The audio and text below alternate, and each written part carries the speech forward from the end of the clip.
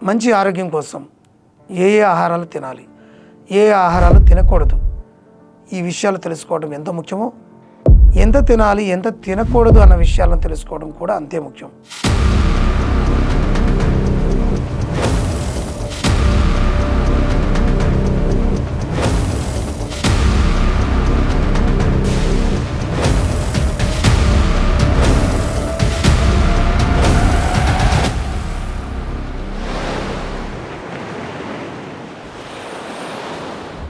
Mediterranean డైట్లో భాగంగా ఏ రకమైన ఆహారాలు తీసుకోవాలి, వాటిని ఎంత ఫ్రీక్వెంట్గా తినాలి, ఈ విషయాల గురించి పరిశీలిద్దాం.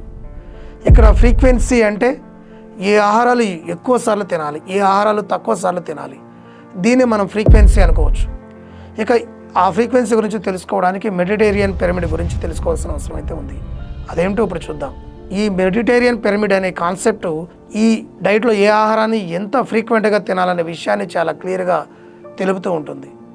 ఈ పిరమిడ్ను ఒకసారి చూసినట్లయితే ఇక్కడ మనకు ముఖ్యంగా 5 భాగాలు కనిపిస్తూ ఉన్నాయి. ఈ పిరమిడ్లో మొదటి భాగం ఫౌండేషన్. ఇక్కడ మనం అర్థం చేసుకోవాల్సిన విషయం ఏమిటంటే ఈ మెడిటేరియన్ డైట్ అనేది ఆరోగ్యం కోసం ప్రత్యేకంగా డిజైన్ చేసినటువంటి నియమాల చట్ట. అంతేకాదు, ఇది మధ్యధరా సముద్ర తీరంలో బ్రతికే వారి యొక్క జీవన శైలి అని కూడా మనం చెప్పుకోవచ్చు. ఇందులో అన్నిటికంటే ముఖ్యమైనది శారీరకంగా మానసికంగాను ఎప్పుడు యాక్టివ్గా ఉండాల్సిన అవసరం ఉంది. అలాగే ఆహారాన్నైనా ఆనందాన్నైనా బాధనైనా నలుగురితో పంచుకుంటూ ఉండాల్సిన అవసరం అయితే ఉంటుంది. ఇలా సోషల్గా ఫిజికల్గా ఫిట్గా ఉండడం అనేది ఈ డైట్లో ప్రధాన అంశంగా పరిగణించబడుతుంది. ఈ పిరమిడ్లోని 2వ భాగంలో మనం రోజు ఖచ్చితంగా తినాల్సినటువంటి ఆహారాలు కనిపిస్తూ ఉన్నాయి. వాటిలో పండ్లు, కూరగాయలు, ధాన్యాలు, హెల్దీ ఆయిల్స్, అట్లనే నట్స్, స్పైసెస్ వంటివి ఖచ్చితంగా రోజు మితంగా తినాల్సిన అవసరం అయితే ఉంటుంది. అలాగే ఈ పిరమిడ్లో మెడిటేరియన్ డైట్ ప్రకారం వారానికి కనీసం 2 నుంచి 3 సార్లు తినాల్సిన ఆహారాలు మనకు కనిపిస్తూ ఉన్నాయి. ముఖ్యంగా ఈ డైట్లో భాగంగా చేపలను అలాగే సీ ఫుడ్స్ను వారానికి 2 నుంచి 3 సార్లు అయినా తీసుకోవాల్సిన అవసరం ఉంటుంది.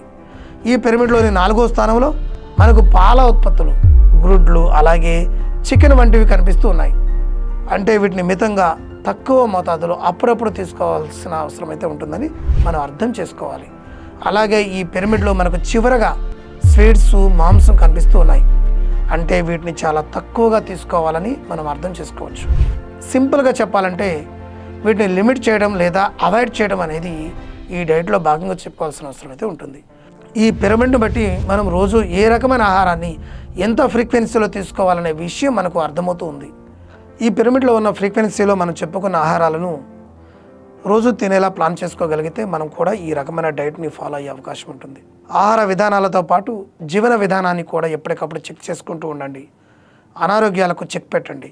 Thank you.